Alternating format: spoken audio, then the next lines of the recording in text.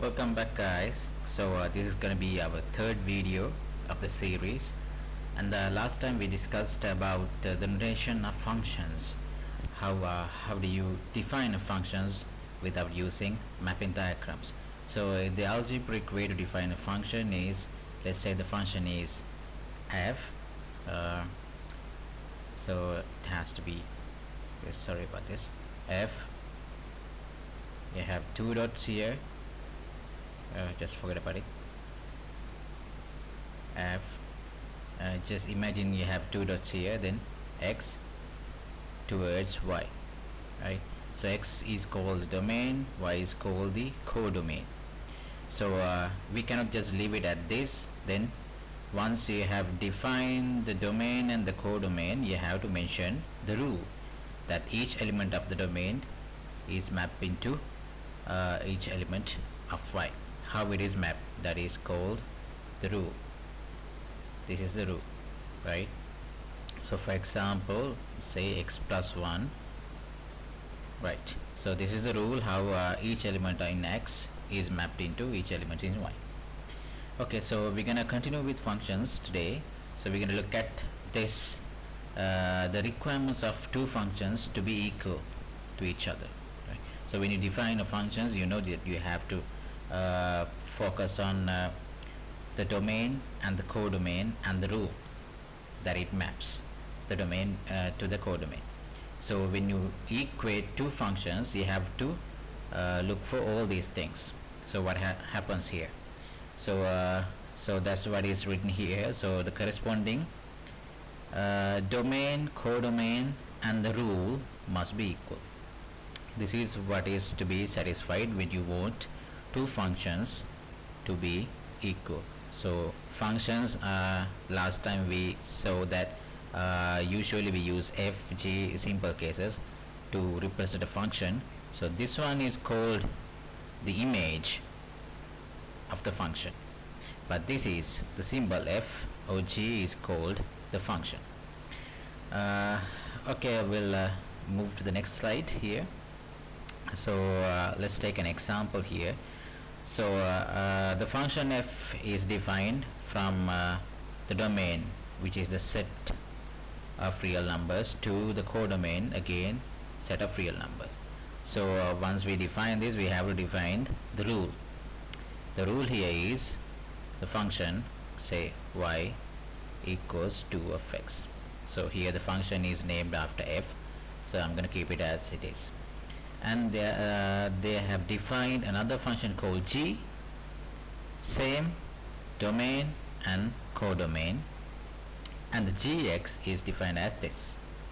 Okay, so we have to make sure that all the domain, codomain and the rule are similar or equal to each other, right? So by looking at this, you know that the domain and codomain are the same for both of these functions, so we don't have to worry about it.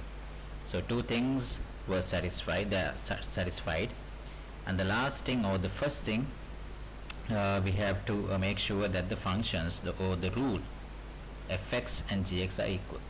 Now look at this. So just by looking at it, you may see, you may think that this is quite complex here, but when you expand this, you get what? X squared plus 2x plus 1. In addition to this, you have x squared minus 1. So what happens here? X squared goes off, plus 1 minus 1 goes off, and you are left with 2x, right? So now you know the rules are also the same. Here fx equal 2x, and here is also 2x. Therefore the function f is equal to the function g. So we'll look at more examples in our discussions next week. Okay, let's move on to an important section where we test for functions in using graphical method actually. So functions and different relations can be plotted in a Cartesian plane. you're already familiar with this. We learned about coordinate plane before, about line segments, slopes, and everything. So this coordinate plane can be used to plot some relationship, right? Relationship between y and x. Some relationships we don't know. So in generally, when we are given a relationship, we need to find whether this plot, so this is called a plot or a graph. This graph, it gives you a function or not. So this could either be a function or something totally different. So we learned that there are 4 types of mapping, so only 2 of them are considered as functions. And in order to make sure to determine whether this is a function, we use a test called a vertical line test. Right, so I have written here the vertical line test is performed to determine whether graph is a function. So what is a vertical line? So you know just what the word suggests. It's a line which is vertical in the Cartesian coordinate plane. So by vertical it means it is parallel to y and x. So whenever we draw a Cartesian plane, the convention is the y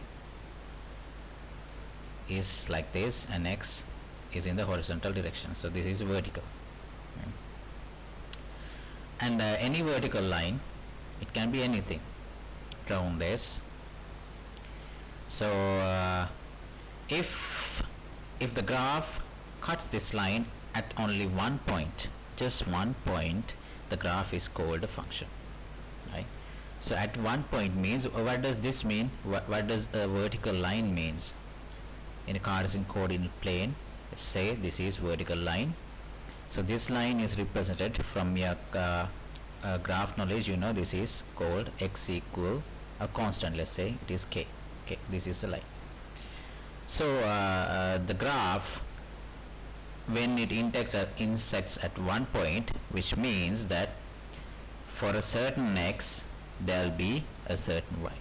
So this tells us the uniqueness in the functions. You know from the functions definitions, you call it a function when you have a unique y for each axis.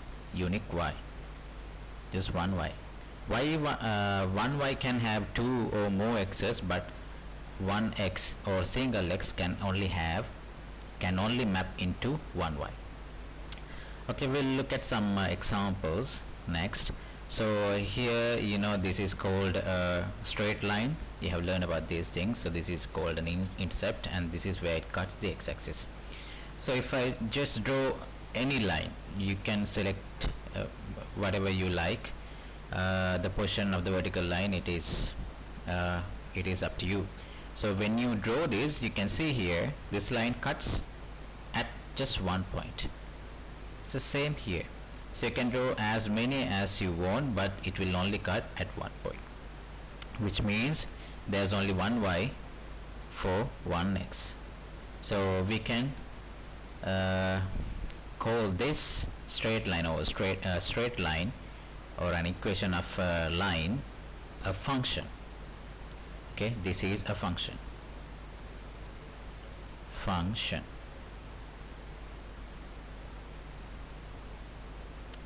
Okay, good. So this is a function,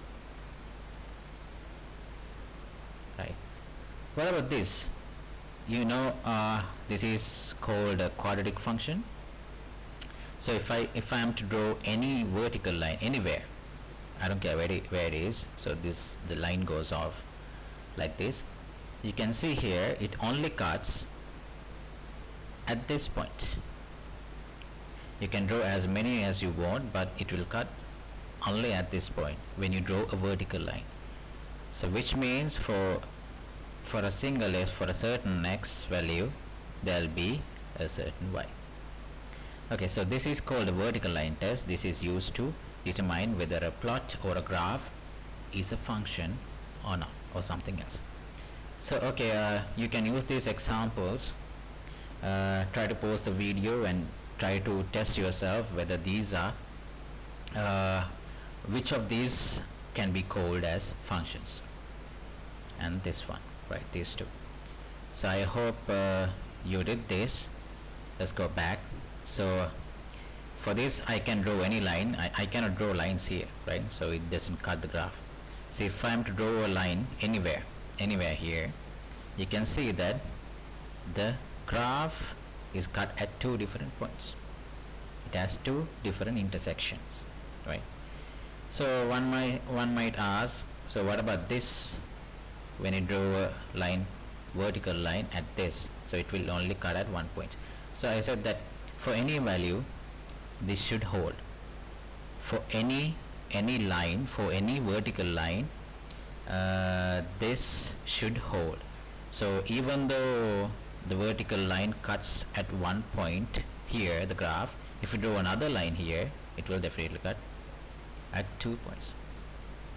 So this should be true for any line you draw. So since in this case, even though it is true for this line, it is not true for this line or anything you draw around here. So in this case, this cannot be called a function, not a function. What about this? Same goes this. You just draw any line, vertical line, you can see it cuts at two different points. What does it mean? For a particular x, it has two different y's, so these cannot be called function. And in this example, draw a vertical line anywhere, it only cuts at one point, so this is okay, a function. What about this? These are called circles. Actually we're going to learn about these things, and we have already learned about these graphs. These are called modulus functions, and these are called circle. So we're going to learn about these in the future, but for now let's just draw a line here. So what happens? First of all, we need to make sure whether this is a function. Is this a function? Oh no, this is not a function because it cuts at 2 points, so this is wrong. Okay, let's move on. So the horizontal line test, so there will be two tests actually. First is the vertical line test, and then it is a horizontal line test. Why? Because the vertical line determines whether a graph is a function or not. So once you have figured it out, the next question being whether it is a one-to-one or many-to-one, because there are two types of relations that can be called as functions. One is one-to-one and the other one is many-to-one. So once you decided it is, or once you determine it is a function, then the next step is to determine whether it is one-to-one or many-to-one. Right, so the algebraic way to do this is that when it is a one-to-one function, you know that in the case of mapping, one-to-one means for each x's there will be just one y, and for each y there will be only one x, right? This is a one-to-one correspondence. Okay. So if we select two values from the domain randomly, they are the functions, or the image should not be equal. So this is what is written here. So if you select two values from the domain, fa gives you the y value corresponding to a, and fp will give you the y value that is corresponding to b. So if these two are equal, which means both of these has a common y, right? That is not called a one-to-one function. So if they are not equal to each other, it is called a one-to-one function. Okay, so we can easily see it. This is the algebraic way to prove it, but we're going to look at graph now, the graphical method. So how do we determine this? So in order to determine that if the graph is one-to-one, which means that for a particular y value, let's say k, for a particular y value there should be only one x value, right? There should be one x value, single value of x, or a unique value of x, so that is better. So how do you do this? How do you draw y equals k? Y equals k means, you know, from the definitions, y equals k means a parallel line to x-axis, right? So this is the horizontal line. So we have already made it sure that these two graphs are functions. So the next step is being whether this is one to one or many to one. So what happens? So this is some horizontal line. This, let's say this y equal k. It doesn't matter where you draw, just horizontal line. You can see here that all of them cuts at a particular point, which just a single point unique to the horizontal line. So which means for a particular y there will be only particular x. What about this? Say this is y equals b, right? This line cuts at two different points, which means there will be two elements in the domain. There will be two elements. Let's say this is x1 and x2, two elements which satisfy this relationship, right? which has common y, two x's common y, right? Remember the mapping, right? This is called many to one relationship, right? So if the horizontal line cuts at more than one point, right? If it only cuts at one point, it is called one to one, or else it is called many to one. So you can see how many points are there for each y using this horizontal line. For example, let me draw something different, totally different. Let's say I'm going to draw a graph like this. So if I draw a horizontal line here, you can see it cuts at many points, more than 2 points. So this is also a many to one relationship. Okay, so I think we are done for this video. I will upload another video. We'll stop here for now. If you have any questions, please ask me, and we'll discuss more examples regarding this in the next meeting. Okay, thank you guys.